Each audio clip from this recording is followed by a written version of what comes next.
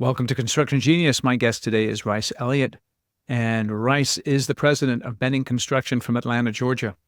And he was born into a non-construction family, a U.S. Army veteran, and he journeyed into the industry from Purdue University when he transitioned from pursuing civil engineering to discovering a passion for building in the construction management program.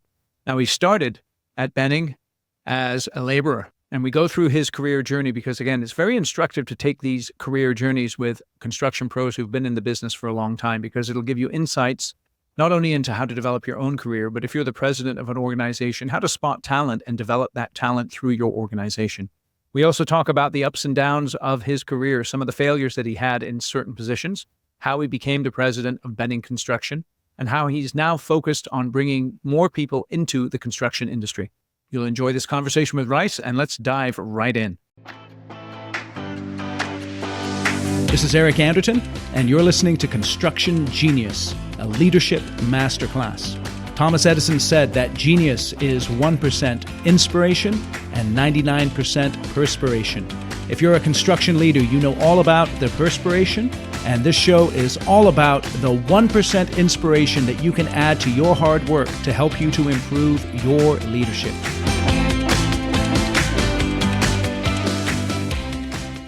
Ryce, welcome to Construction Genius. Thanks for having me. Happy to be here. That's awesome. I want to get into the Wayback Machine right now. As we're recording this in late April, I want to go back 30 years to June 20th, 1994, and your first day working for Benning Construction Company. Tell us about that first day. First day, June 20th, 1994, been graduated from Purdue University for a couple of weeks. Had moved from Indiana down here to Atlanta. Walk in the front door, went to the receptionist and introduced myself, and I said I was here to see Mr. Benning. And she said, "Which one?"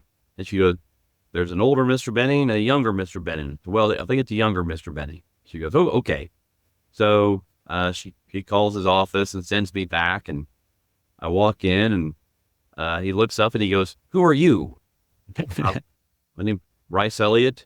Why are you here? You hired me a couple of months ago, and it's be my first day." He's like, "Oh, okay." So I filled out some paperwork, and I said, I got back to him. I said, "Well, what would you like me to do?" He's like, "Well, here, come here." So he takes me downstairs to this room. It's full of dusty plans and binders and everything else. And he goes, "All right, I need you to organize this room. Organize it, clean it up." And will do. Took me 3 days. And it was full. It was dusty. It was dirty. So I got done, and I went back up to see him. And he looks up and he goes, "You're still here?" I said, "Yes, sir, I am. And what do you want me to do now?" "Well, I guess if you stayed through all that, you're going to be a keeper. Let me go ahead and introduce you to Dave Knight, who was a executive that put me to work with him." So I was worked with Dave for about a month or two, and I started getting to know everybody a bit. Dave goes, "Ryce, it's time for you to go to the field." I said, "Okay, what do you want me to do?" He goes, "You'll do whatever the superintendent tells you to do." Like, all right, that works. So sent out to a job site with a superintendent who at that point had been with the company for about a decade or so, Mike Wharton, great guy. He went ahead and put me to work. He said, "All right, well, since I don't know what you can do, I'm going to have you picking up trash." "No problem. Whatever you want, boss." So went through and started picking up trash. We're working on a 65,000 square foot grocery store. So picked up trash, and for about half a day, came back, said, "All right, all done." He goes, "Did you get everything?" I said, "Yeah." We went back out and looked around. He goes, "Well, I guess you did. So I guess you're worth something. Let me see if, let me see what else you can do." So let me just interrupt you there. I think it's really interesting. I know your background as you're coming out of college, you have a background not only in college, but you were also in the military. Is that right? correct. What impact do you think that military background had in terms of how you handled those initial sort of tasks or initial opportunities that you had, those tests, so to speak? Well, here's the thing. I took to the military very, very well. My parents great, good, solid Midwesterners. And I'm not going to say strict, but it was, everything was yes, sir, no, sir, yes, ma'am, no, ma'am. It was, you're given a job, you do that job and you do it to the best of your ability. Mhm. And so that was great going into the Army because that's all they ask you to do. You Right. the job, you do it right.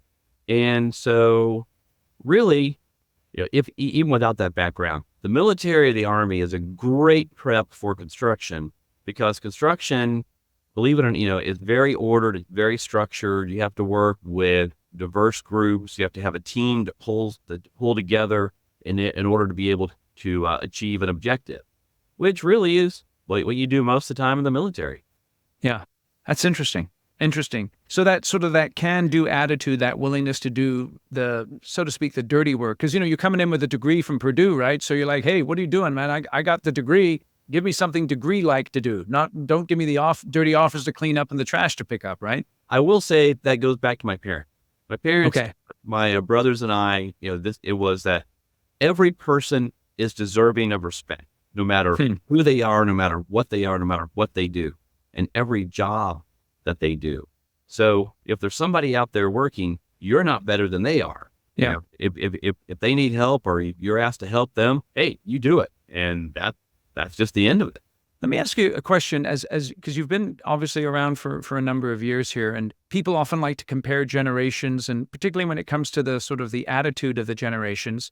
Now, I mean, you and I are of the same generation, so I can tell you from my background, I wasn't a very respectful person coming up. And so a lot of people, they'll look at new generations now and say, these kids, they don't have any respect or anything like that. What's your view on the differences in generations, if any, or and are you able to find people like yourself who had that kind of can-do, respectful attitude, willing to work hard even at a job that isn't that flashy? Yes, I can say an unequivocal yes. And the reason on that is it's not so much a generational thing.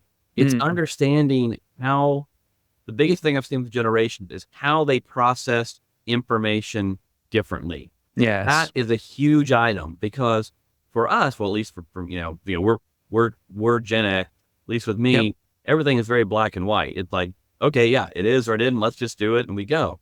But when you start talking to the Gen Zs and the millennials, a lot of them don't like that very upfront, in your face type of, that's what it is. Let's do it. Just accept it and move on. They want to go ahead and work through the information a little bit better. They want to know the why. They want to know how this impacts others, so on and so forth, where, we're just more of a, all right, let's get the job done and go. So, for example, 2 years ago, we were doing a office upfit for a large national client over here in Atlanta. It was floors 4, 5, and 6 in an office building. And, didn't have a large freight elevator. It was an occupied office building. We were getting down to the home stretch. The millwork contractor was bringing in all the millwork. We had to schedule out a certain time in the loading dock for the building to get that millwork truck in there and get things offloaded. Millwork contractor gets there, and his crew he had driving down from North Georgia, the truck broke down. Well, we only got this loading dock space for a couple of hours.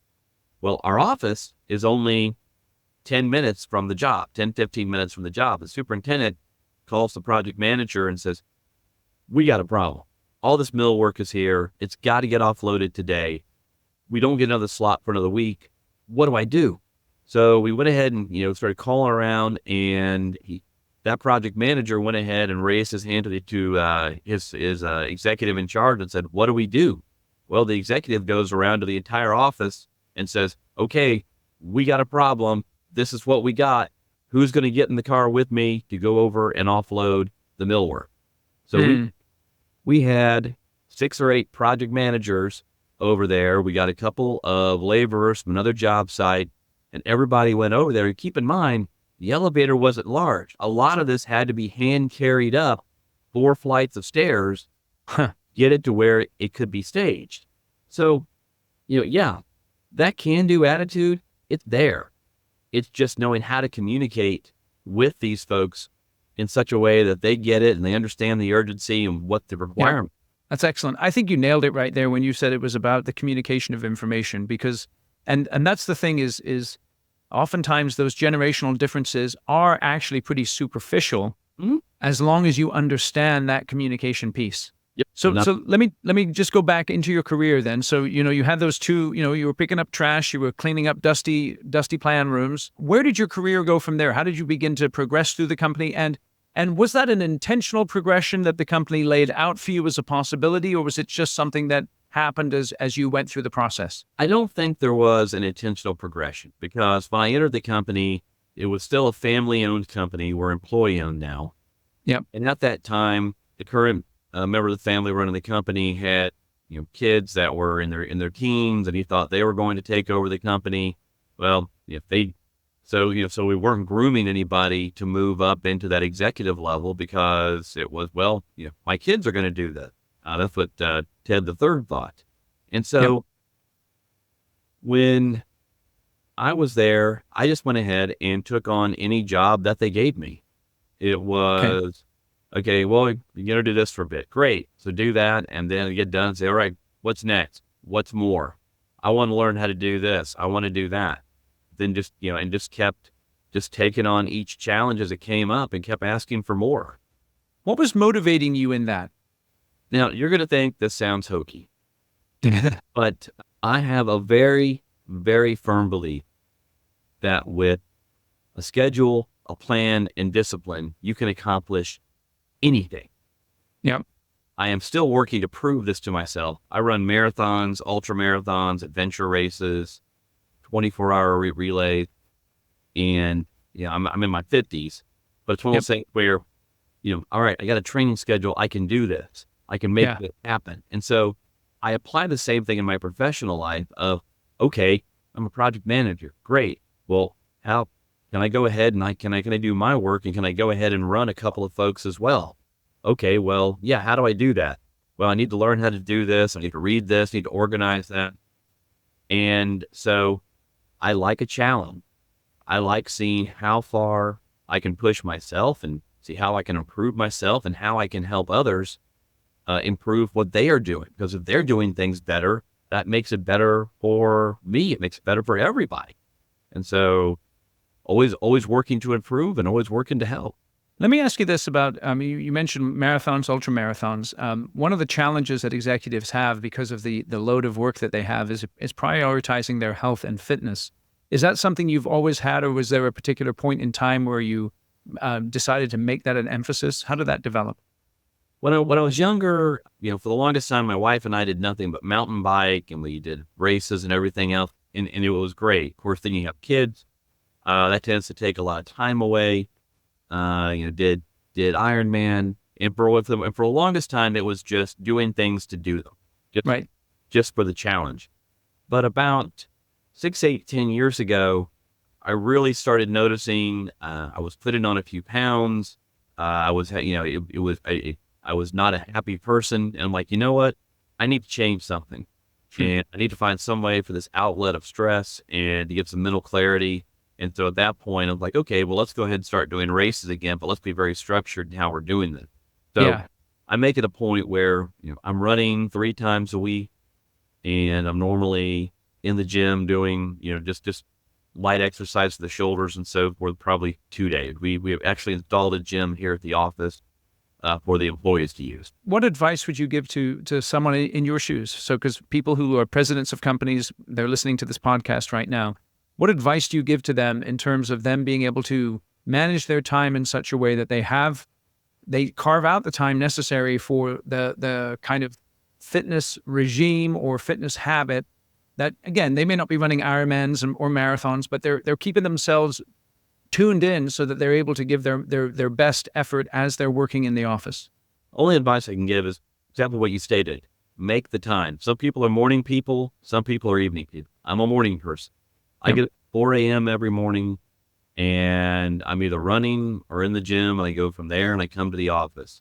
But I have found when I get really busy, I'm like, well, I'll skip this run or I'll skip doing this. If that goes for about 4 days or so, and I start noticing a huge difference in myself and my attitude, and also in my mental clarity. Yes. So it's incredibly important. You've got to make time for it. So how can someone avoid, sort of the New Year's resolution stuff where, maybe they'll listen to this podcast and they'll think, man, I'm going to do it, right? And then, they do it for a week and then they just completely drop off. What advice would you have for people in your experience, particularly as, if you're running ultra marathons or adventure races, you're not just going to roll out of bed and run an ultra marathon. You've got to build to that over time. Do you have some advice for people as far as that's concerned? I do. And actually, for the third year in a row, I've signed up for the Dopey Challenge. Nice. Down at Disney. Over the course of four days, you run a 5K, a 10K, a half marathon, then a marathon. Oh, wow. And so what I find keeps me on track is signing up for those events. Oh, If I always have a race, Sunday I'm doing a half marathon. right. I always have an event a couple of weeks in the future. So it's like, all right, well, I've signed up for this event, I've got my training schedule, I got to stick to it in order to be able to hit that event. And so to me, that's what helps maintain accountability. If you're just, I'll admit it, if I'm just like, I'm going to run to stay in shape, I would probably peter out after a couple of weeks. But if you got an event out there, especially a longer distance one, where if you don't train, it's going to be a bad day. That's what keeps me honest. That's really great. That's a great piece of advice, particularly for people. I know folks who run their own companies, they're competitive driven people. And so to have that goal in front of them, that can be super helpful. Let's pivot back to your career now. So you went through a variety of different jobs in the company. What was the one job in the company that you weren't really good at that over time you were able to master? Oh, I hate to say it. When I got to lead my first team of project managers, I was bad at it. I was really bad because I had the mistaken impression that so many people do. Well, they can't do it as well as I can, so they need to do it my way. And well, you're not doing that right. Well, I'll do that for you, and then I know it's done right. And it took me, a solid year, if not a little more, to get it to where I could get the system in where it was, you're doing this, great. What's our feedback loop so that I'm not doing it for you, but I know that you're doing it right. And of course, also there's not doing it right, but getting it done that came out poorly. But also understanding that you've got to go ahead and give people the opportunity to do the job. And if they make a mistake, great, let's train through that so we don't make it again, but allow them to do the work, get the feedback loop so that you all are successful. Because if I'm there doing their job for them, they're not successful. I'm not successful. And that's right. I'll admit, I was really bad at that. So you were making the shift then from building projects to building teams of people. Yeah. Okay. Now let me ask you this.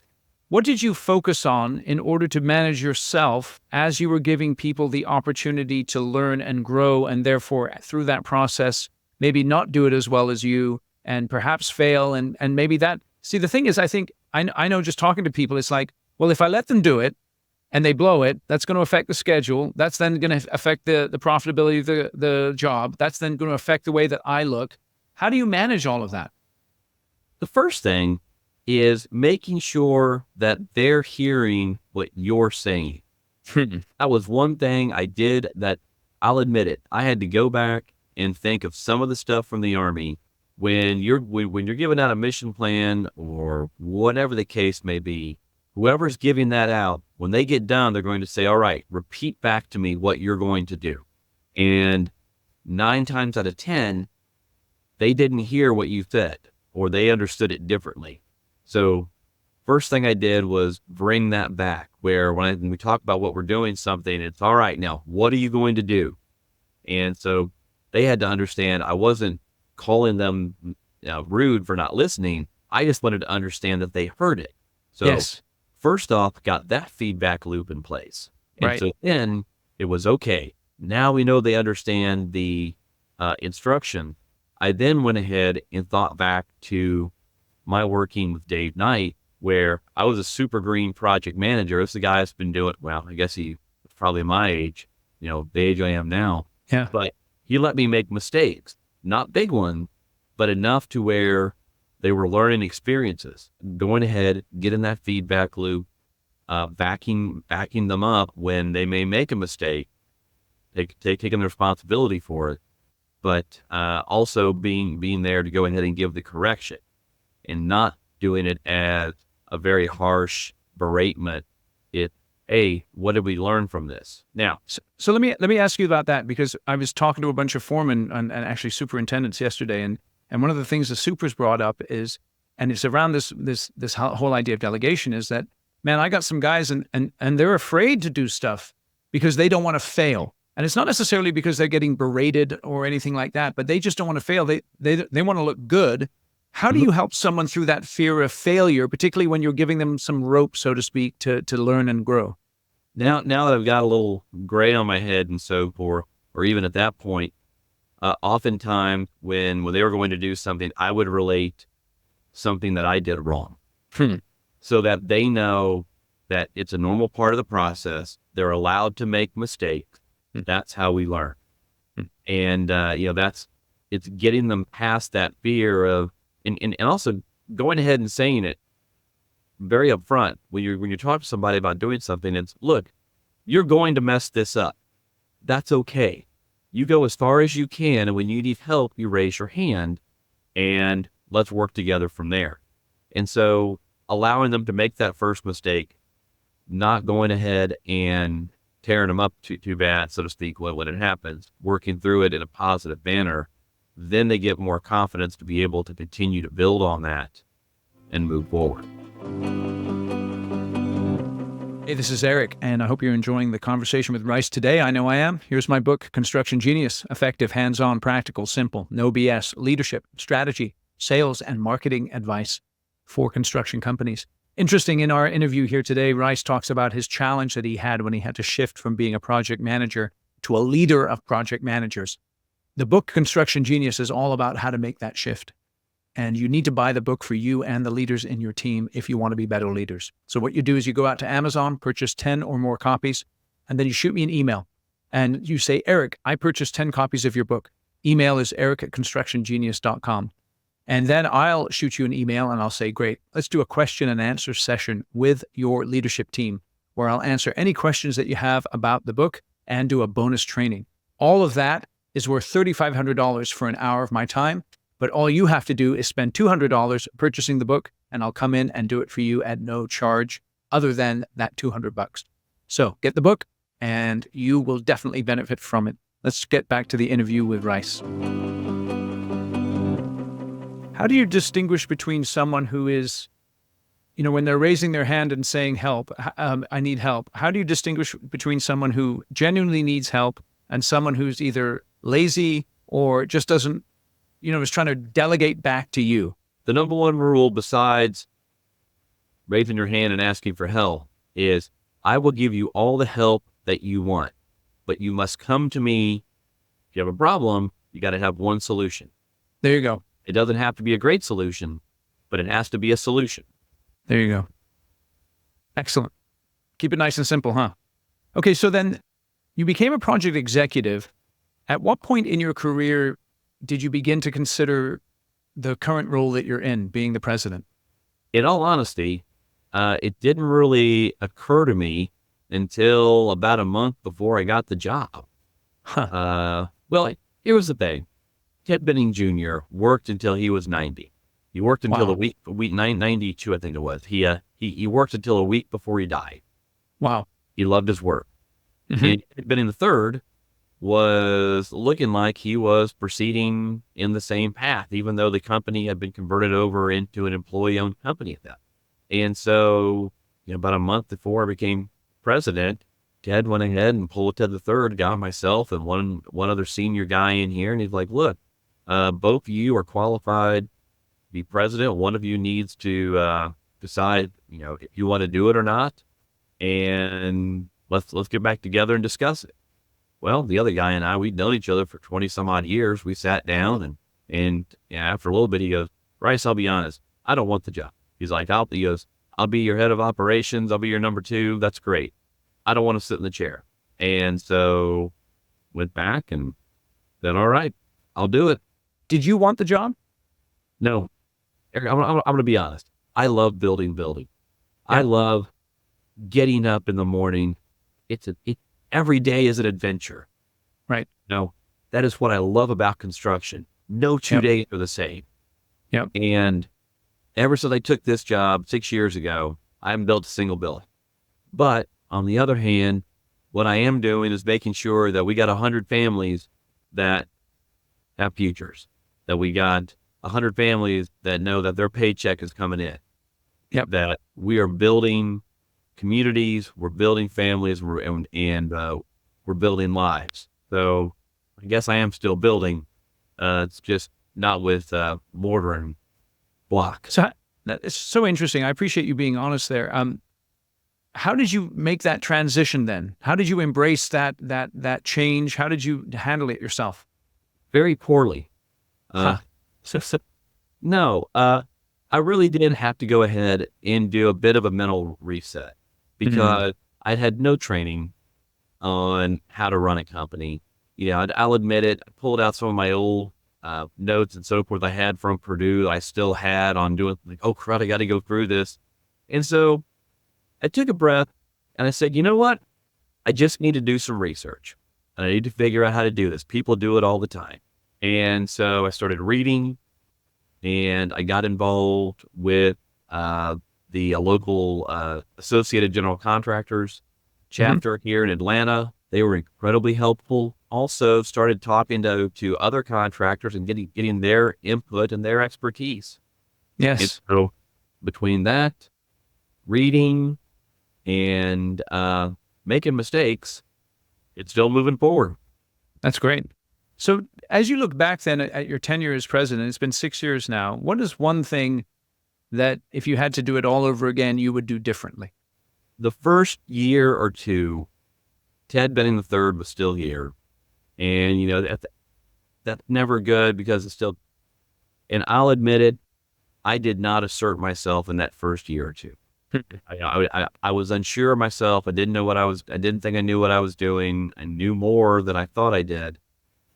And I had plans on what we needed to do as a company and where we needed to move and how we needed to do it.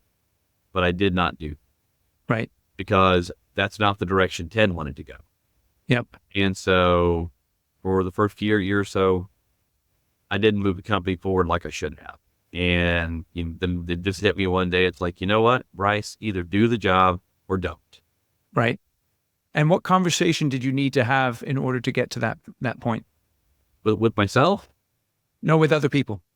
It wasn't really any outside conversation. It was just we were headed down a road. Our volume had stagnated. We were not expanding as a company in our differentiation of work, in what we were doing. Our margins were shrinking a little bit because we just weren't going anywhere. Right. And finally I just said, this is not right. This is not the company that I know. This is not the company that I love.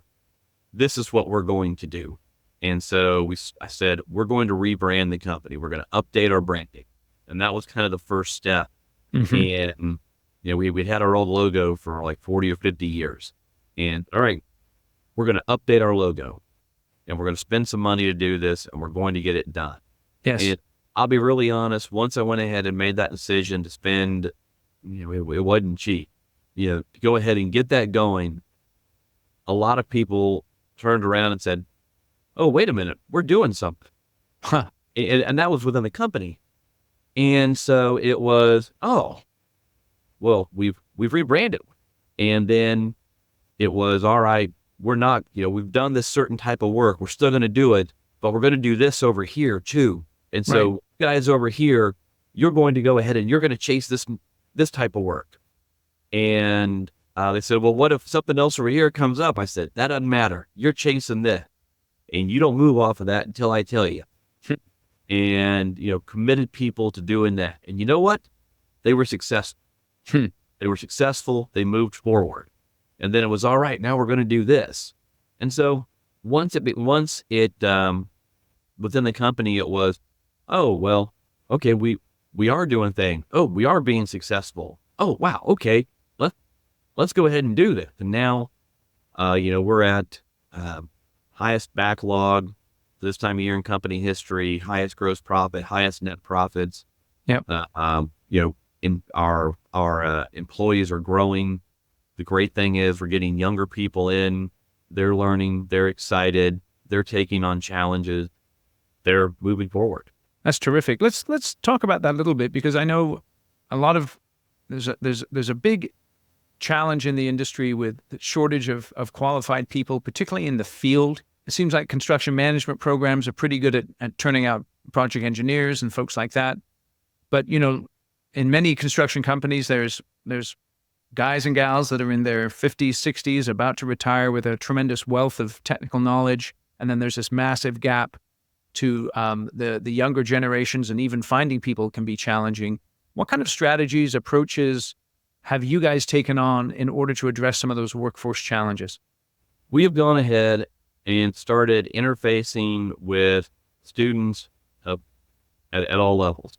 We are heavily involved in the university level here at Kennesaw State. I teach a few classes over there.